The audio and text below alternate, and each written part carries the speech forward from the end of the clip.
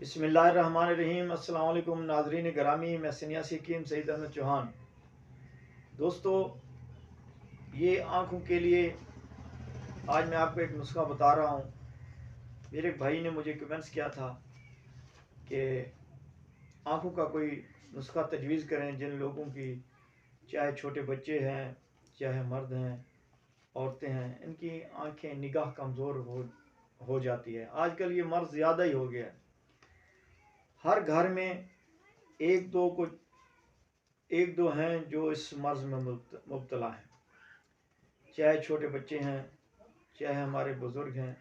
پہلے دور میں ایسے ہوتا تھا، جب 40 سال 50 سال 60 سال کی عمر ہوتی تھی پھر آنکھیں کمزور ہوتی تھی، پھر لینس وغیرہ ڈلواتے تھے بزرگ، آنکھیں بنواتے تھے۔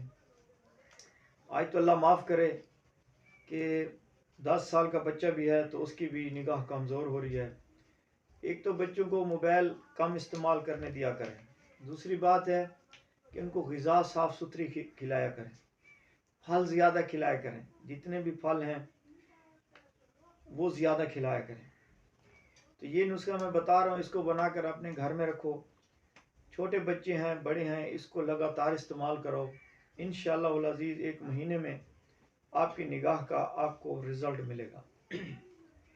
آپ جس بچے کو یا جس میرے بھائی کو چشمہ لگا ہوا ہے وہ اپنا نمبر چیک کرائے، پھر یہ دوائی کھانا شروع کرے، پھر 1 ماہ بعد دوبارہ جا کر نمبر چیک کرائے۔ انشاءاللہ آپ کو ایسی خوشی ہوگی کہ جس کا کنارہ نہیں ہے۔ تو سب سے پہلے آپ نے تخم سورج مکھی کے لینے ہیں، تخم سورج مکھی کے، جو سورج مکھی ہوتے ہیں اس کے تخم لینے ہیں 100 گرام۔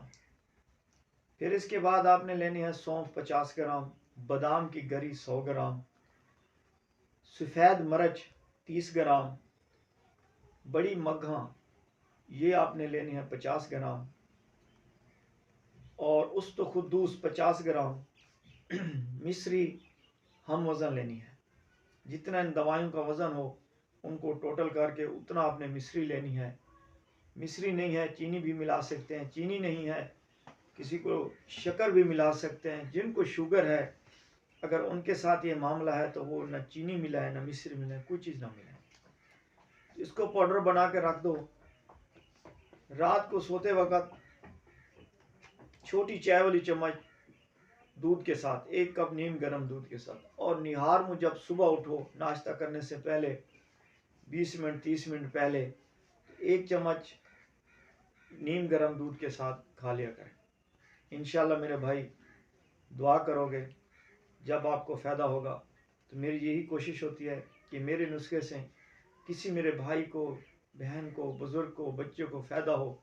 ان کے دل سے جو دعا نکلتی ہے، خوشی کی ایک لہر ہوتی ہے، تو وہ میری بھی اور میرے بزرگوں کی بخشش کا ذریعہ بن جائے گا۔